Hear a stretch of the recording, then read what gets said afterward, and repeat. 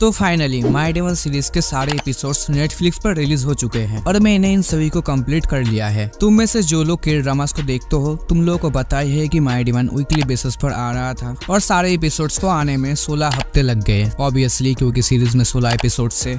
तो मुझे लगा कि इसके ऊपर तो एक वीडियो बनता है और इस वीडियो में मैं तुम्हें सीरीज का रिव्यू दूंगा, स्टोरी भी एक्सप्लेन करूंगा, इसी के साथ ये भी बताऊंगा कि इसका हिंदी डब कब आएगा और आएगा भी या नहीं। तो चलो बिना टाइम वेस्ट किए वीडियो को स्टार्ट करते हैं। आज कुछ ज्यादा ही खामोशी है, कुछ गड़बड़ है। पहले कुछ लाइंस में इसका रिव्यू कर देते हैं। तो अगर तुम ऐसी के ड्रामा ढूंढ रहे हो जहाँ पर तुम्हें रोमांस चाहिए, एक्शन चाहिए, इमोशन चाहिए, ये सब तो है ही इस सीरीज में।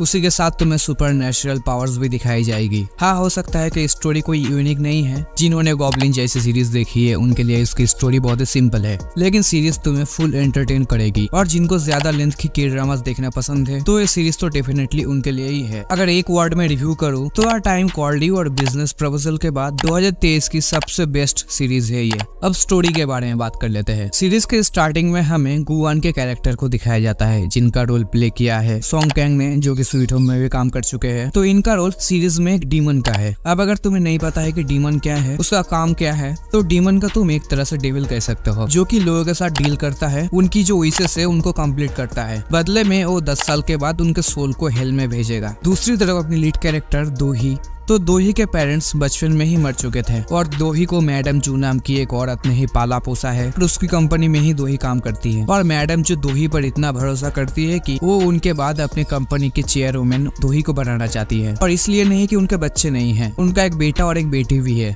लेकिन वो सबसे ज्यादा भरोसा दोही पर करते हैं। तो अब मैडम जू का बेटा दोही को मारने के लिए उसके पीछे गुंडे भेजते हैं और उस टाइम पे ही गुआन आकर उसके साथ एक डील करना चाहता है। और उस टाइम पे ही अनफॉर्चुनेटली गुआन का क्रॉस का सिंबल, जिससे कि उसे पावर मिलता है, वो दोही के हाथ में चला जाता है। तो अब गुआन अपने पावर को वापस लेने के लिए दोही के साथ रहने लगता है। उसके बाद दोनों मिलकर एक कॉन्ट्रैक्ट मैरिज भी कर लेते हैं। और अगर तुम के-ड्रामास को देखते हो तो तुम्हें पता ही है कि आगे क्या होने वाला है। दोनों को प्यार हो जाता है और एपिसोड 15 में दोही की मौत हो जाती है, जहाँ पर गुआन अपना पावर दोही को देकर अपने आप मर जाता है। और उस टाइम पे मैं बहुत ही डिसअपॉइंटेड हुआ था, क्योंकि सच में मुझे इस टाइप की के-ड्रामास देखना पसंद नहीं है, जहाँ पर एंड में अपना हीरो या हीरोइन मर जाती है।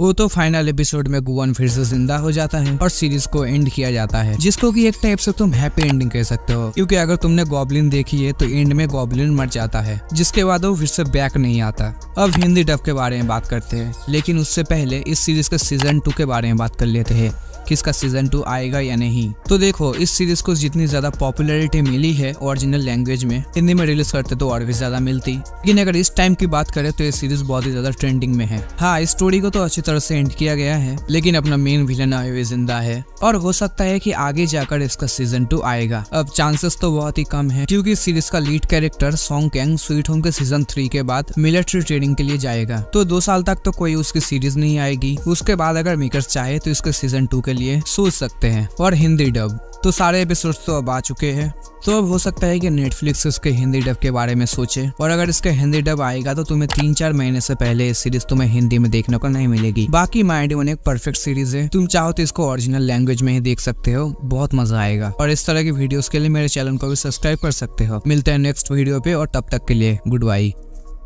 थैंक यू, नमस्कार।